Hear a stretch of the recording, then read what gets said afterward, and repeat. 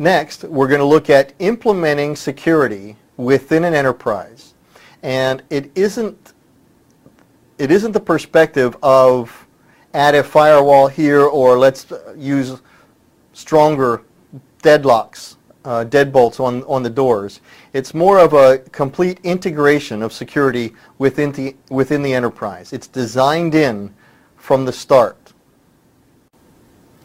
So again, the enterprise security architecture is integrated and it permeates the entire organization. It deals with the personnel, the information systems, the processes, and these are all carefully intertwined with security in mind.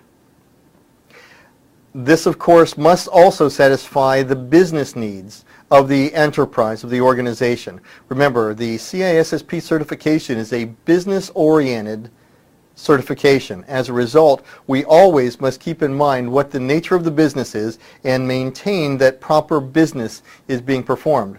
Truly, this is all about ensuring and maximizing the profits of the organization while maintaining security. And again, the enterprise security architecture is designed to help optimize the security of the organization, of the enterprise, so that we can endure a long, productive, and financially beneficial business. So what does the enterprise security architecture desire? What are the hopes of it? What are the objectives of this architectural design? First, it's an overall big picture view of security for the organization. It informs the business makers and teaches them how to make proper business decisions, integrating the business needs with the needs for security for that organization. By doing this, we minimize risks. It also minimizes costs related to losses associated with exploits or violations of our security perimeter. Again, it is a business-oriented objective, requirement, and while we do implement technology, we don't simply say we should have a firewall. We should recognize that our business needs dictate security for our network on the perimeter, and as a result, the firewall is the answer. It isn't the initial point, but it is the solution to the business-oriented problem. And finally, it allows us to satisfy many other business-related objectives, such as regulatory compliance, and the need for auditing and record keeping for these regulatory and legal related requirements. So if we don't integrate security through the construction of this business, we have numerous problems that will result. First, it leads to ongoing confusion. We might put out a fire here and put out a fire there, but we aren't solving the overall security needs and objectives of the organization. So it is nowhere near as cohesive and linear as it would be if it were integrated from the design point on. It requires that we develop architectural principles. Now, this is the definition of what are our security requirements. What level of security should we be maintaining? This is often referred to as the tone at the top, or the company's security posture. So senior management identifies what our posture will be regarding security. The nature of a company that produces bubblegum is a very different security model than that makes weaponry for the military. So we have to identify what level of security our organization needs. Then we build into that a model. Now, the security model might identify different security levels for different facets of our organization. And they could be process related, they could be physical locations, that one facility needs a higher level of security than another level. So we have to model what the security needs are physically for the organization. And then finally, we need to develop the security architectural methods. How are we going to implement those levels of security that are required in those places defined by the model? So the architecture methods will help me map that out. What technology solves what particular security problem? We also must evaluate what level of specificity is required as we're developing this plan. In some areas, we'll be discussing the organizational security policy. Now, the organizational security policy was very high level and abstract and defines in very general terms what our security requirements are going to be. But as we get down to more system-specific and process-specific security policies, we will be identifying discrete, specific technologies that we'll be implementing to satisfy a specific security-related issue. So there will be a balance. Many components will be very specific, many components will be very general, and we'll have to understand where we need to apply the more general and where we need to apply the more specific.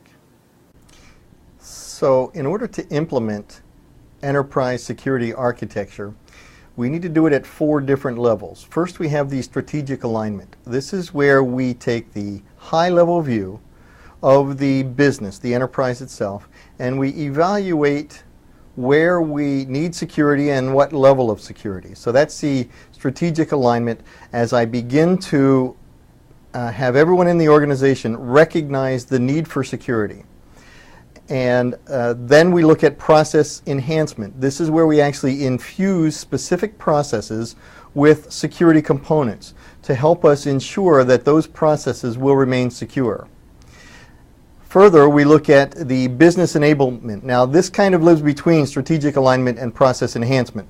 So it might have been better as a second bullet, but business enablement is where we actually start to look at specific modules within the organization, within the enterprise, and identify where that facet of my business needs security, at what level of security, and how we might implement security to satisfy those needs.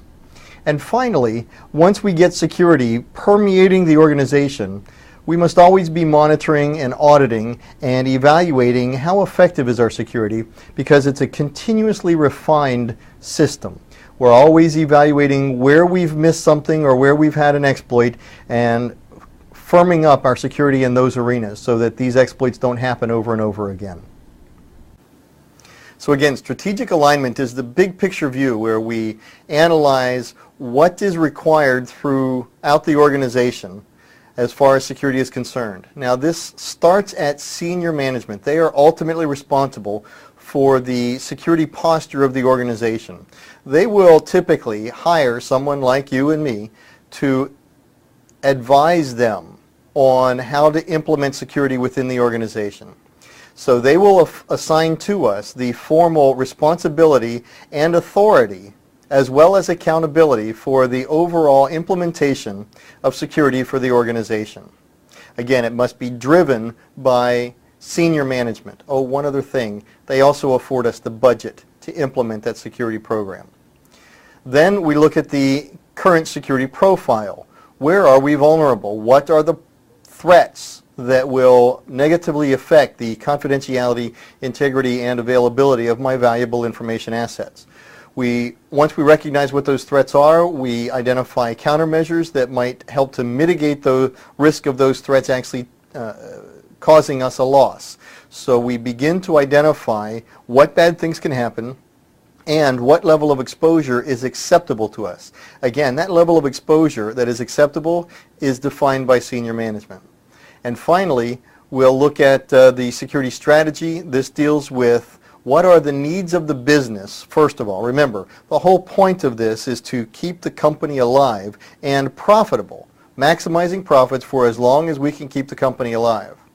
We also then need to be considered with regulatory and legal issues. If we have compliance requirements for our industry, those are paramount. Those are standards and they cannot be violated. So we always have to incorporate them 100% into our security program.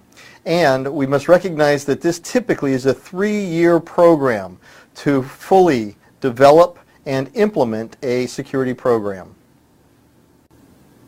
The second phase of this is the business enablement. Now that we've identified where we are vulnerable, where we need to implement new countermeasures, and we've already gotten the authority and the awareness of the organization to implement the security program, it's time to start implementing. So here is where we are now starting to infuse the entire organization with the concepts of security. And that includes all the individual people from management all the way down. Remember, management is the enforcer, all the way down to end user security awareness training. And we identify what specific pieces of technology will be required to implement security for our organization. Basically, it is an end-to-end process from start to finish for the organization on the implementation of the security program. We will look at permeating processes with security as well. These processes are small subsets, small little pieces inside the larger picture that we just looked at in business enablement. So now we're drilling down to a finer level of detail. Specifically, what do I need to do here? Specifically, what do I need to do over there? So again, this is a very fine level of detail at the process level, and how will we implement the proper level of security there while maximizing the company's profits. In order for me to implement this process enhancement with security, we generally will require multiple security professionals in the organization. Each of these security professionals will have specialized skills related to different facets of security. Some of them will be IT-related security specialists. Some of them will be physical security specialists, and others. So again, this is a collection of security professionals, each with their own specific facets of skill and training and responsibility. These are referred to as centers of excellence. And ultimately what we'll recognize is that security is implemented in layer upon layer upon layer. And it's because the bad guys only need to find one way in. You need to defend against every imaginable way. So what do you need to do? You need to implement multiple layers of security, protecting in many, many different ways. Finally, after we've implemented the security, we need to grade ourselves. We need to monitor and audit and evaluate how well are we doing. In some areas we've done very, very well. Perhaps we've even gone overboard. We should recognize that as well. This is wasted resources. In other areas we've missed the boat completely, and now we recognize that we need to implement another level or layer of security to satisfy the security needs of the organization. We should always be evaluating internally. In other words, we double check ourselves to make sure we're doing it correctly. But then we should always get an external pair of eyes, some third party, to look over our shoulder and evaluate, because very often we get tunnel vision. We knew we had a specific problem to solve here, and while we were so busy solving this one problem, we overlooked completely a problem in another area. It's this external, this third party pair of eyes doing the monitoring and auditing that might help us expand our vision on security and allow us to build a more cohesive and complete security program. We'll also be looking at different types of self-assessments. One of them is called the vulnerability scan. Now, the vulnerability scanning is generally a more complete overview of where are we vulnerable. And this is everything from natural disaster to hacker attack on our websites to employees stealing proprietary data and selling it to my competition, including what are we disposing of? What are we throwing away that we shouldn't be just throwing away in the dumpster because it contains confidential information? So all of these fall within the arena of vulnerability testing. Penetration testing is a subset of vulnerability testing. Penetration testing is generally considered to be trying to break into your own network and applications to identify where they are vulnerable. Penetration testing can also take on a physical form, but again, penetration testing is a subset of vulnerability testing. And then finally, we should always be testing our applications to ensure that they don't have vulnerabilities as well. Applications are typically one of the least secure components in our entire information system. And as a result, it would be better if we could identify where these vulnerabilities are first before the bad guys find them, break in and steal our valuable information, and then we're worried about patching and disaster recovery rather than being proactive, identifying these vulnerabilities up front and eliminating them before they ever become exploited. And as we can see here, that we must integrate all of these components together. First, it starts with the security foundation. The Security Foundation is based on ISO standard 17799. Again, this is the rewrite of the British Standard 7799 Chapter 1. This is also what we've come to know as the Common Book of Knowledge. This is what the CISSP is based upon. General security principles. How do we implement security in our organization? Then, now that we have this book, if you will, of security standards, we need to align the organization strategically to comply with that book and work with it so that we infuse security throughout the entire organization. And that includes both business enablement and process enhancement with security components infused into both of these aspects of my organization. And then, of course, we need to monitor and evaluate. How are we doing? This is where we implement security effectiveness with our own auditing department and our continuous monitoring and reevaluation. Are we secure? Are we doing this thing right? So how do we pull all this together? Very carefully. It has to be done correctly at every stage. Any one stage done incorrectly, and we might as well just not have ever started. So it requires a complete linear and cohesive security program with internalize and externalize, evaluating, monitoring, and refining the security processes within the organization. This is one of the models that help us map through the implementation of enterprise security architecture. It looks at the who, what, where, when, why, and how we will implement security on information assets in a contextual manner, conceptual manner, logical, physical manner at the component level and at the operational level as well. So this is, again, a security model to help us implement and evaluate our enterprise security architecture.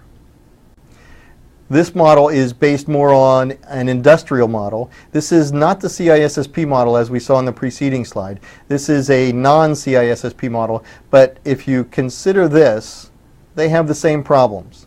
And as a result, they have many of the same solutions. And while they may slice and dice the boundaries a little differently, the overall objectives are largely the same. So regarding our 3-year security development program, we first start with the buy-in. We have to recognize that we need to implement a security program in our organization. Senior management hires us and assigns us the responsibility, the authority, and of course the budget to design and implement a security program. So we design the principles, the strategy, and the policy, the written policy, and that defines then the security architecture for the organization. Next, we'll deploy or implement the organizational structure for security, and that includes the technical framework that goes along with that security in the organizational structure. Once we have this in place, now we can identify what a security standard is, a baseline. Remember, a baseline is a threshold, and if the baseline is exceeded, then we have an incident, and this requires an investigation. We also then can lend ourselves towards a higher level of auditing, compliance, and certification to give us a level of assurance that our security is effective and complete. We also need to recognize different areas or aspects, facets of our organization have differing security demands. In the example here we see we have the public internet at the top with the DMZ, demilitarized zone, in the middle. This is where our publicly facing web resources are provided to the internet. And then we have another section behind the second firewall, which we would consider the most trusted region of our enterprise. And as we can see, we have many different facets of our network, and we have many different technological tools and components and processes to help me implement and ensure security for all those valuable information assets that are flowing across these wires. In addition to the requirement for implementing security at the infrastructure level, we also have to recognize that modern day technology says that our valuable information assets will be stored and secured and processed by applications. And our applications, therefore, must also be permeated with security. Applications are made up of smaller subsets or components within the application. And these components are the ones that contain most of the vulnerabilities to our valuable information assets today. Secure coding would drastically reduce the attack face of our corporate networks and valuable information assets. We also must implement security at the business process layer.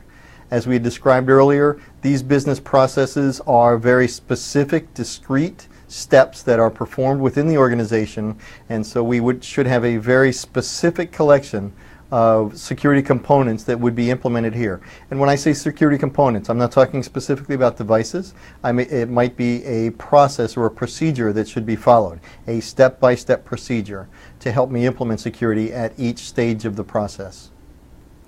What it boils down to is we have to consider security at every facet. And we comb it through this way, and then we comb it back through that way, and we look at it from many different angles to try and identify the angles that the bad guys might figure out and exploit us in the unforeseen vulnerabilities. Our job is to find those vulnerabilities first so that we can be proactive about security rather than reactive to security.